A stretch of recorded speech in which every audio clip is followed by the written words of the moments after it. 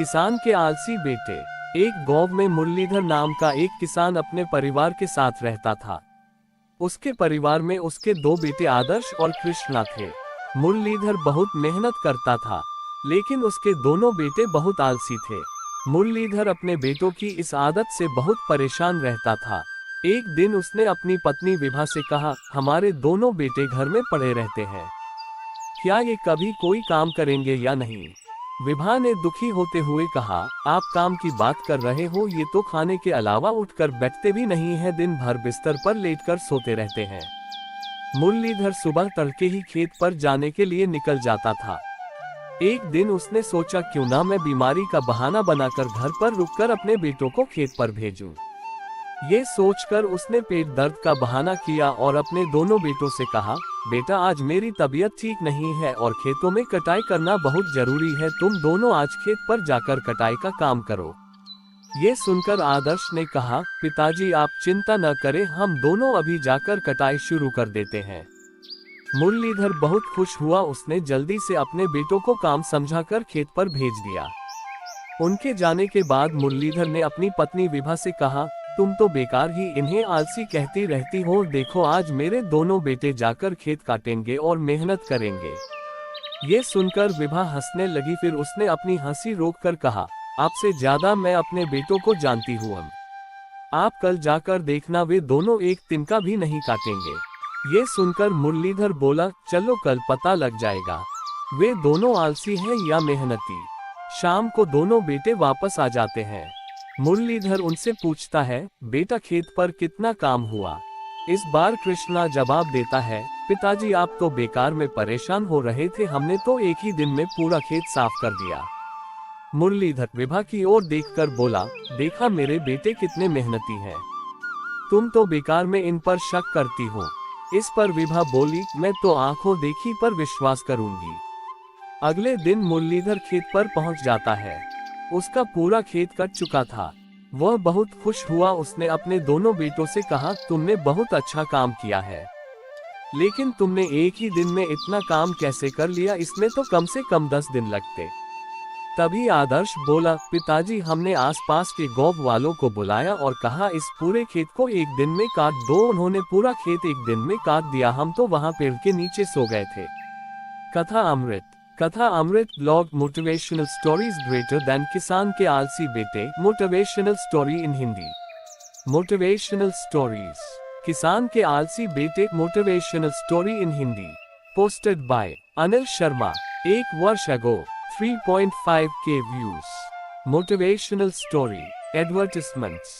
किसान के आलसी बेटे। Motivational story in Hindi. एक गांव में मुरलीधर नाम का एक किसान अपने परिवार के साथ रहता था। उसके परिवार में उसके दो बेटे आदर्श और कृष्णा थे। मुरलीधर बहुत मेहनत करता था, लेकिन उसके दोनों बेटे बहुत आलसी थे। मुरलीधर अपने बेटों की इस आदत से बहुत परेशान रहता था। एक दिन उसने अपनी पत्नी विभा से कहा, हमारे दोनों बेटे घर में पड़े रहते हैं, क्या ये कभी कोई काम करेंगे या नहीं? विभा ने दुखी होते हुए कहा, आप काम की बात कर रहे हो, ये तो खाने के अलावा उठकर बैठते भी नहीं है, दिन भर बिस्तर पर लेटकर सोते रहते हैं। मुरलीधर सुबह तड़के ही खेत पर जाने के लिए निकल जाता था। एक दिन उसने सोचा, क्यों ना मैं बीमारी का बहाना बनाकर घर पर रुककर अपने बेटों को खेत पर भेजूं। ये सोचकर उसने पेट दर्द का बहाना किया और अपने दोनों बेटों से कहा, बेटा आज मेरी तबीयत ठीक नहीं है और खेतों में कटाई करना बहुत जरूरी है, तुम दोनों आज खेत पर जाकर कटाई का काम करो। ये सुनकर आदर्श ने कहा, पिताजी आप चिंता न करें, हम दोनों अभी जाकर कटाई शुरू कर देते हैं। मुरलीधर बहुत खुश हुआ, उसने जल्दी से अपने बेटों को काम समझाकर खेत पर भेज दिया। उनके जाने के बाद मुरलीधर ने अपनी पत्नी विभा से कहा, तुम तो बेकार ही इन्हें आलसी कहती रहती हो, देखो आज मेरे दोनों बेटे जाकर खेत काटेंगे और मेहनत करेंगे। ये सुनकर विभा हंसने लगी, फिर उसने अपनी हंसी रोककर कहा, आपसे ज्यादा मैं अपने बेटों को जानती हूँ, आप कल जाकर देखना वे दोनों एक तिनका भी नहीं काटेंगे। ये सुनकर मुरलीधर बोला, चलो कल पता लग जाएगा, वे दोनों आलसी हैं या मेहनती। शाम को दोनों बेटे वापस आ जाते हैं। मुरलीधर उनसे पूछता है, बेटा खेत पर कितना काम हुआ?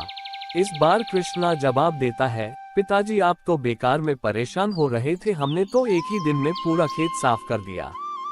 मुरलीधर विभा की ओर देखकर बोला, देखा मेरे बेटे कितने मेहनती हैं। तुम तो बेकार में इन पर शक करती हो। इस पर विभा बोली, मैं तो आंखों देखी पर विश्वास करूंगी। अगले दिन मुरलीधर खेत पर पहुंच जाता है। उसका पूरा खेत कट चुका था। वह बहुत खुश हुआ। उसने अपने दोनों बेटों से कहा, तुमने बहुत अच्छा काम किया है, लेकिन तुमने एक ही दिन में इतना काम कैसे कर लिया, इसमें तो कम से कम 10 दिन लगते। तभी आदर्श बोला, पिताजी हमने आसपास के गांव वालों को बुलाया और कहा इस पूरे खेत को एक दिन में काट दो। उन्होंने पूरा खेत एक दिन में काट दिया। हम तो वहां पेड़ के नीचे सो गए थे। मुरलीधर बोला, क्या और फसल का क्या हुआ? तभी कृष्णा बोला, जिस गांव वाले से जितनी काटी गई वो उतनी ले गया, यहाँ तक कि कुछ गांव वाले तो फसल का गट्ठर घर रखकर दोबारा फसल काटने आ गए। देखते ही देखते पूरा खेत कट गया। ये सुनकर मुरलीधर ने अपना सर पकड़ लिया। हे भगवान, तुम दोनों ने पूरे साल की मेहनत एक दिन में मिट्टी में मिला दी। इससे तो तुम दोनों घर पर ही रहते। ये देखकर विभा बोली, अब हम पूरे साल अपना पालन पोषण कैसे करेंगे? इन मूर्खों ने तो हमें कहीं का नहीं छोड़ा। मुरलीधर को कुछ समझ नहीं आ रहा था कि क्या करे। वह निराश होकर घर आ गया। Katha Amrit blog motivational stories greater than किसान के आलसी बेटे। Motivational story in Hindi. Motivational stories किसान के आलसी बेटे। Motivational story in Hindi. Posted by Anil Sharma. 1 वर्ष ago, 3.5K views. Motivational story advertisements. किसान के आलसी बेटे। Motivational story in Hindi. एक गांव में मुरलीधर नाम का एक किसान अपने परिवार के साथ रहता था। उसके परिवार में उसके 2 बेटे आदर्श और कृष्णा थे। मुरलीधर बहुत मेहनत करता था, लेकिन उसके दोनों बेटे बहुत आलसी थे। मुरलीधर अपने बेटों की इस आदत से बहुत परेशान रहता था। एक दिन उसने अपनी पत्नी विभा से कहा, हमारे दोनों बेटे घर में पड़े रहते हैं, क्या ये कभी कोई काम करेंगे या नहीं? विभा ने दुखी होते हुए कहा, आप काम की बात कर रहे हो, ये तो खाने के अलावा उठकर बैठते भी नहीं है, दिन भर बिस्तर पर लेटकर सोते रहते हैं। मुरलीधर सुबह तड़के ही खेत पर जाने के लिए निकल जाता था। एक दिन उसने सोचा, क्यों ना मैं बीमारी का बहाना बनाकर घर पर रुककर अपने बेटों को खेत पर भेजूं। ये सोचकर उसने पेट दर्द का बहाना किया और अपने दोनों बेटों से कहा, बेटा आज मेरी तबीयत ठीक नहीं है और खेतों में कटाई करना बहुत जरूरी है, तुम दोनों आज खेत पर जाकर कटाई का काम करो। ये सुनकर आदर्श ने कहा, पिताजी आप चिंता न करें, हम दोनों अभी जाकर कटाई शुरू कर देते हैं। मुरलीधर बहुत खुश हुआ। उसने जल्दी से अपने बेटों को काम समझाकर खेत पर भेज दिया। उनके जाने के बाद मुरलीधर ने अपनी पत्नी विभा से कहा, तुम तो बेकार ही इन्हें आलसी कहती रहती हो, देखो आज मेरे दोनों बेटे जाकर खेत काटेंगे और मेहनत करेंगे। ये सुनकर विभा हंसने लगी। फिर उसने अपनी हंसी रोककर कहा, आपसे ज्यादा मैं अपने बेटों को जानती हूँ। आप कल जाकर देखना, वे दोनों एक तिनका भी नहीं काटेंगे। ये सुनकर मुरलीधर बोला, चलो कल पता लग जाएगा वे दोनों आलसी हैं या मेहनती। शाम को दोनों बेटे वापस आ जाते हैं। मुरलीधर उनसे पूछता है, बेटा खेत पर कितना काम हुआ? इस बार कृष्णा जवाब देता है, पिताजी आप तो बेकार में परेशान हो रहे थे, हमने तो एक ही दिन में पूरा खेत साफ कर दिया।